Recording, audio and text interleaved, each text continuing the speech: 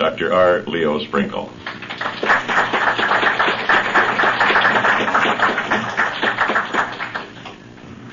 The history of the UFO controversy, as described by Jacobs, is filled with strange claims and eerie events.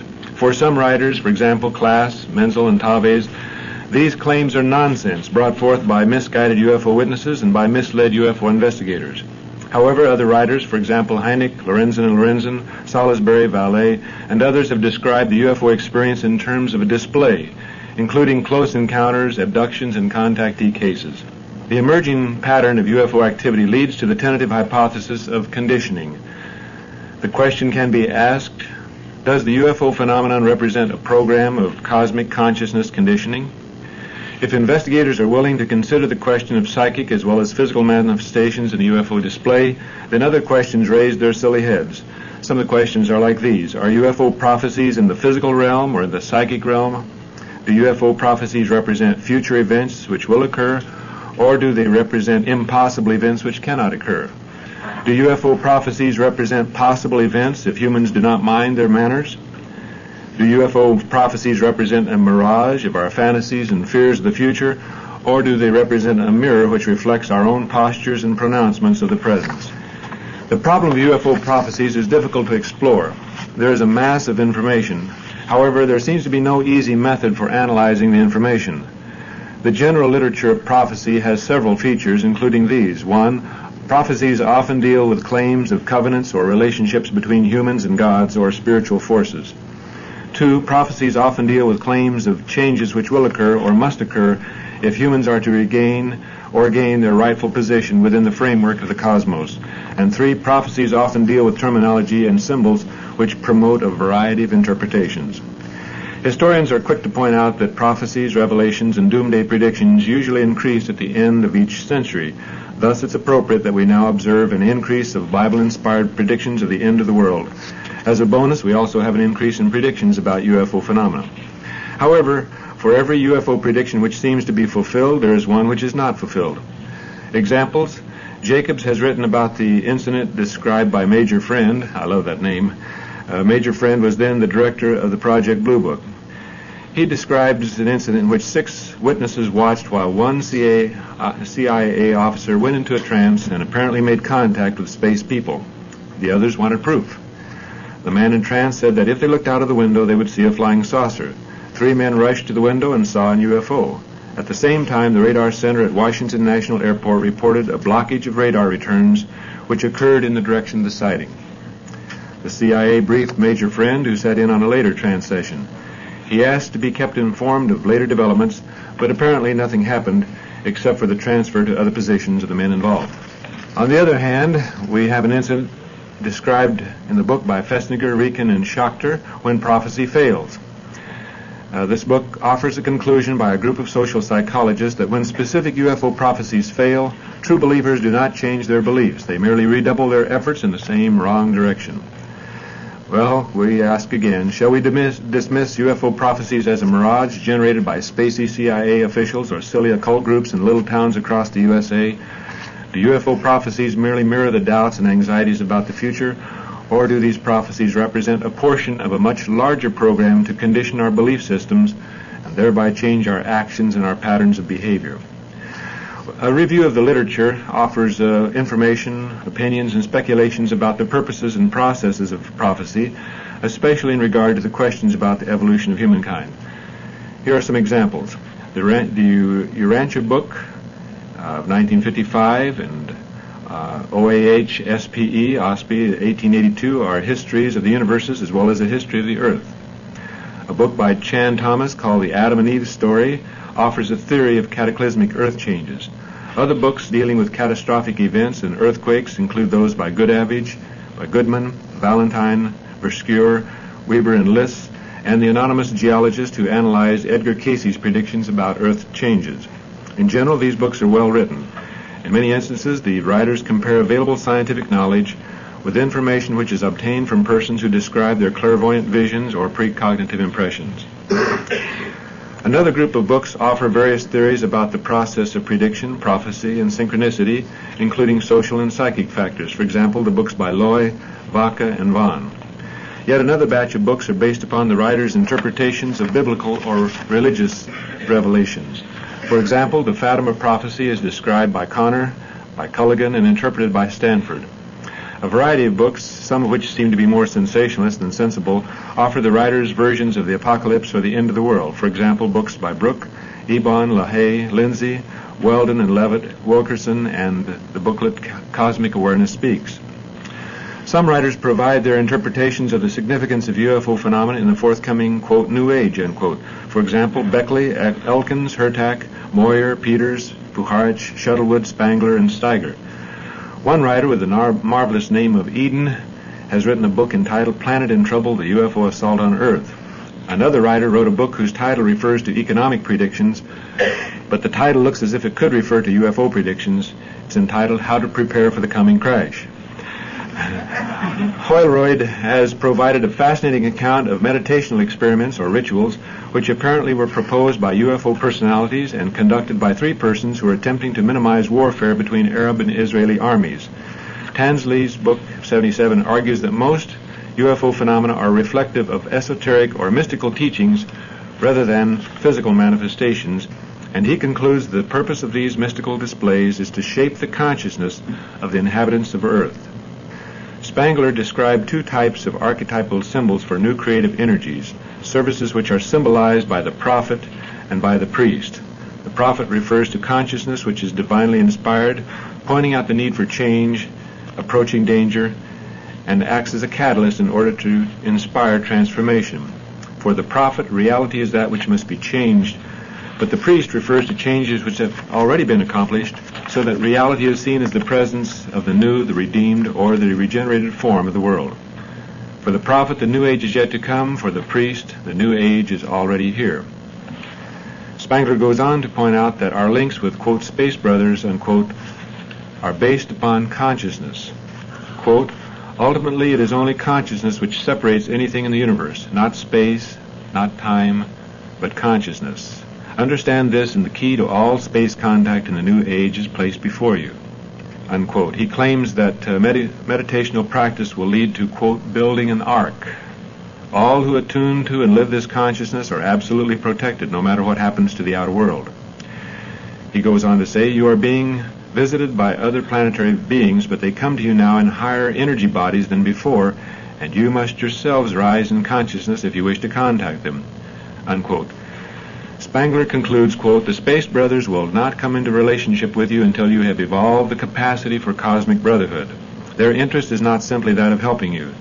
They await the people of Earth to arise in consciousness so that you can begin working together to build greater patterns of life that will be interplanetary in scope, forming the bodies of truly vast cosmic beings who cannot incarnate save within energy fields provided by the united harmony, love, thought, and interaction of the races of several planetary systems, unquote. Well, these are heavy statements to lay on our poor suffering souls. Is there any basis for accepting these statements as meaningful within our traditional knowledge? I tried to think of ways that I could conduct, quote, scientific, unquote, observations in order to test the hypotheses of UFO prophecies. I could not. So I decided upon a couple of methods of observations. After contemplation, I decided to participate in 2 rituals or 2 observations. In the second ritual at 1:20 p.m. Monday, November 12, 1979, I consulted the I Ching workbook by Wing of 1979. I cast coins while asking the question, is the topic of UFO prophecies a significant issue in the eventual solution of the UFO mystery? I obtained the trigrams Li and Tui, resulting in the hexagram 49, changing to trigrams Chen and Chen, resulting in hexagram number 51. What does that mean? Well, hexagram 49 is entitled Changing or Revolution. Quote, the forces at work in the situation are in conflict, leaving the path open to change, unquote. Hexagram 51 is entitled Shocking. Quote, the sudden force of stored and kinetic energy in the cosmos will be released in a powerful and shocking display, unquote. I don't know what this information means to you, but I regard it as one more question mark in the many questions about UFO phenomena. My first ritual was somewhat more traditional in obtaining information. I gathered from my files a few of the materials which had been submitted by persons who claimed the experience of being abducted examined, released, and then monitored by UFO entities, or UFO occupants, or UFOC. Of these some 40 persons, I have conducted regular correspondence with several of them, and they send me copies of the messages or transmissions which they receive from their UFO mentors. Of course, they have no way to prove the alleged source of the information which they receive, but they are obviously sincere in their belief that they are obtaining information. 2 of the men have obtained psychic impressions of, quote, future, unquote, armed conflict between Arab and Israeli armies. One had a premonition of the death of Robert Kennedy. The other man had described in an impression received in 1968 of Ted Kennedy becoming a presidential candidate and then being wounded in the shoulder during an assassination attempt. 2 of the women received continuing messages of scientific and religious topics, including schemata or devices for mass psychic communications. 2 other women received impressions of, quote, future, unquote, learning centers and methods of educating humankind. 2 other women received impressions of possible earth changes and earthquakes. A friend of one of these women, whose pseudonym is Stormy Winterstar, has provided these UFO prophecies. 1. During the 1980s, there will be a revelation for the UFO phenomenon. During this time, we will become enlightened as to who they are and where they come from. We'll have a craft on the ground. 2. Government officials will try and discount this, but the cover-ups will not be successful. In explanation of this, people who have had close encounters will rally and come forth to be enlightened. 3. One of my basic predictions concerns their base, which I believe to be inside the earth and is accessible to them through water also, for example, or in other words, oceans, lakes, rivers, as well as through the earth. I believe the main place for them to enter their base from the earth's atmosphere is around the polar ice cap. 4. It's my belief that there are many types of spacecrafts used for many reasons, and the majority of these occupants are friendly and nonviolent types. They are interested in research and study. However, I do believe and predict that we'll find those of war in outer space also. It seems to me that their base would be in the galaxy. We will find these beings more humanoid and violently aggressive. 5. There will be a ground war in the 1980s as well as a space war. The encounters of the 2 opposing forces will leave no mystery for us. It will be during this war that our questions will be answered for man to read. The aggressive forces of space will not emerge victorious in this war. 6. We will find that abductees and contactees are not carelessly selected, but carefully chosen people. We will find that each one fits into the framework of the space age. When the space age dawns as a new era, we will learn how important these people are to the future of this continent and to the world. From observation, only the mentally strong can survive contact with the occupants of UFOs.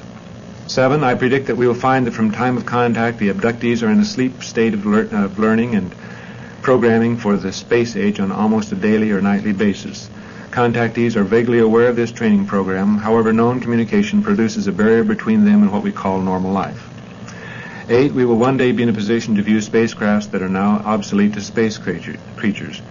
9. We will learn that reincarnation is an important factor between present contactees and other lives aboard spacecrafts. 10. During a time of war and other physical stress, people known to us now as abductees will disappear, leaving no trace. This is to say that I believe that they will become residents of the UFO bases or compounds as a protective measure for contactees. When this becomes necessary, they will become useful in their respective fields of higher learning. I believe that all the above predictions have now started to come to pass, and by the late 1990s, we will find that we have been negligent in our pursuits and will be faced with the universal truths of realities. Sincerely, Stormy Winterstar. Another person, H.G., writes of possible future events. Quote, there has been much prattle about the rapture, each sect and denomination claiming exclusive priority in this event. None of them knows what it's all about, and the prattlers do their flocks a great disservice by misleading them into believing that their particular sect offers surefire participation in this great event. Celestial Command has exact detailed preparations for what they refer to as Operation Liftoff. This entails much more than the human mind can conceive. It allows for the coming in of celestial ships to carry the true believers to regions of safety during the time of the great cataclysms and geographic upheavals. As one source states, right intent will be the true passport. Liftoff will include those from every race. Orthodox secularism will have no bearing. There will be great turmoil among those remaining on Earth, great famine, great pestilence, great fighting. This person goes on to say, in the final showdown, Communist China will join hands with Communist Russia to, quote, fight against the Lord, unquote. The final battle will be fought between the, quote, good guys and the bad guys, unquote. After Earth goes into new orbit, the good guys will come in and take over command of this planet. There will be an entirely new political and economic setup administered by Celestial Command, and interplanetary and even intergalactic communications will be reestablished. End of quotation. Another example, a 35-year-old woman who calls herself Gloria Archer experienced some strange events for 12 long years which caused her much distress. She's a bright, attractive, and perceptive person. However, she was raised in a family who value family unity, nationalism, traditional views of common sense reality, and a fundamentalist Christian belief. She was unable to talk with her family about her UFO experiences, which included out-of-the-body experience, near-death experience, abduction, bodily and sexual examination, mental communication with UFO personalities. Results of psychological inventories indicated that her profile of scores were in the normal range of scores for USA adults. Hypnotic suggestions to recall and relive her UFO experiences were helpful to her in recognizing that she had experienced direct contact with alien beings. Gloria Archer has described the effects of her UFO experience as shown by the following excerpts. Beginning the quote, "Changes brought about in the inner me as a result of this experience. After my experience, I knew that I had been privileged with a glimpse of something infinitely wondrous and profound. My inner consciousness had undergone a complete and staggering metamorphosis. Those truths I had been taught through the years by my church, family, parents, and teachers no longer were valid to me. These beliefs have been replaced by an understanding of the process we call creation, and I know our earth science and education are not yet beginning to suspect the universal laws that govern the creation of worlds within our universe. The following is a synopsis of the changes brought about in the inner me as a direct consequence of my experience." And I'll read just briefly some of the excerpts from those statements. 1. I've embraced a faith of cosmic conditions. 2. I no longer have allegiance to any particular form of earthly government, political system, race, economic, or social structure. My only allegiance is to my Creator and to the cosmic Christ. 3. I've continued to be obsessed with an expanding desire for truth and understanding of Earth's and man's evolutionary progress. 4. I have studied the mind and altered states of consciousness. 5. I'm a firm believer in reincarnation. All of us are immortal souls, and we are responsible for what our minds manifest around us. 6. I have strived to balance myself, to evolve physically, mentally, and spiritually into a more balanced human being. 7. I have tried to live my principles and moral laws within myself. 8. I have vowed to serve the universal law. I try to feel and live the law of love for others. 9. All my life is one. We are part of the stars, oceans, all creation. 10. I have no fear of death. 11. My mission is to Earth's citizens and environment. Unless the consciousness of humankind is raised, we will ultimately destroy the work of eons, ourselves, and the present environment of our world. 12. Man is facing a crucial period in his evolution as a species. 13. I believe in a Father, Mother, God, a balanced interchange between the creativity of both sexes. 14. I have the knowledge that we are unknowing participants in a living universe. There are other life forms, other worlds, other dimensions. 15. I'm experiencing loss of interest in the accumulation of material things. 16. Basically, I have become a pacifist. War depletes, it does not enrich. 17. I have the knowledge that the world's fuel must be water. I feel a total disagreement with any society that pushes the use of nuclear fuel or weapons. 18. Within myself, I experience the consummation of science with religion. After many years, I now realize and know that my own transformation was not and is not a single experience here upon Earth. There are literally hundreds, if not thousands, of people who are or have experienced this metamorphosis. Our numbers are growing yearly, and we are beginning to locate and communicate with each other. An alien invasion has already occurred on Earth. The conquering power is not military or technological economic superiority. It is a revolution in consciousness and spiritual knowing that has been implanted within the minds of thousands of people all over the world. The future of this world is passing into the hands and minds of these people. Those of us who have been contacted no longer serve the old orders. We fear nothing, least of all the threat of death or physical deprivation. We are here now. We walk among you daily, we pass you on the streets, stand next to you in the elevators, and you see little of what is moving daily closer to completion. We are among you, and our force is the force of mind, governed by a morality and an ethical code that upon earth is incomprehensible.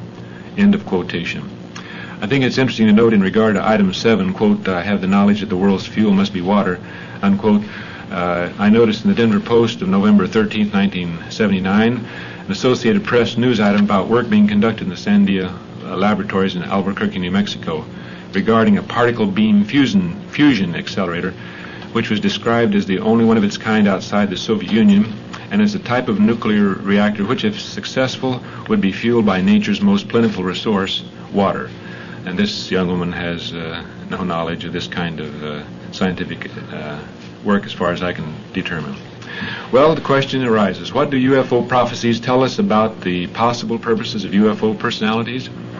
Here is a model of these claims or speculations about UFO experiences and related conditions. UFO experiences are one segment of a plan to transform humans from planetary persons to cosmic citizens. UFO contactees have been chosen. No UFO contact is accidental. 2. Contactees are ordinary people who exhibit a caring or loving concern for all humankind. 3. Contactees have an experience which can be viewed as a manifestation of their ideas of reality. 4. UFO experiences include paraphysical, parabiological, parapsychological, and paraspiritual manifestations which are designed to influence the, quote, worldview of contactees. 5. Contactees receive information during and after their UFO experiences which is related to their life interests, for example, natural sciences, ancient civilizations, psychic phenomena, and metaphysical or spiritual knowledge, etc. 6. Contactees are gently coerced into studies and activities which blend with the ultimate purpose of UFO entities. They are not forced to be obedient to UFO personalities. 7. Contactees are initiated and maintained within the general framework of contactees' views of reality. Thus, UFO contacts can be reviewed as real, face-to-face encounters with flesh and blood beings, or UFO contacts can be viewed as dreams, fantasies, and subconscious ideas which are manifested consciously. 8. Contactees are programmed for a variety of future activities, including awareness of their own contacts and a desire to share their message and knowledge with other contactees. 9. The lives of contactees move in the direction of greater self-awareness, greater concern for the welfare of the planet Earth, and a greater sense of cosmic citizenship with other beings in the universe. And 10. The personal metamorphosis of UFO contactees is the forerunner of a social transformation in human consciousness, which now is leading to changes in the economic, educational, military, political, and religious institutions of nations of the earth. Summary and conclusions. On the basis of the various claims and the materials submitted by UFO contactees, we are not able to determine if UFO entities exist. You may recall that Eileen Garrett, the renowned psychic and medium who was able to obtain psychic impressions, which later were verified, was asked if the sources of her impressions actually were discarnate spirits. And she replied, on Monday, Wednesday, and Friday, I say yes. On Tuesday, Thursday, and Saturday, I say no. And on Sundays, I'm not sure. Well, in the same vein, these good persons are not certain about the sources of their messages or transmission. However, on one point, they all agree. They feel as if they are receiving information from sources who seem to be highly intelligent and deeply ethical. They feel that their lives are enriched. In conclusion, I suggest that we consider the work of a social psychologist, Loy, who has written a book entitled The Knowable Future, A Psychology of Forecasting and Prophecy. He claims that his book shows 1, how the future can be read, 2, that this is a natural capacity within all of us, scholar and non-scholar alike, and 3, that this ability can be strengthened and made more socially useful through methods for the, quote, pooling of visions, unquote. Loy offers the book in the hope of bridging the gap between rational and intuitive predictions, quote, to make the intelligent use of mind more palatable and of unconscious mind more respectable, and to readers who need knowledge not merely of one or the other, but of both, unquote. I wonder what knowledge might arise if UFO researchers and UFO contactees would sit down together for a pooling of visions. Thank you.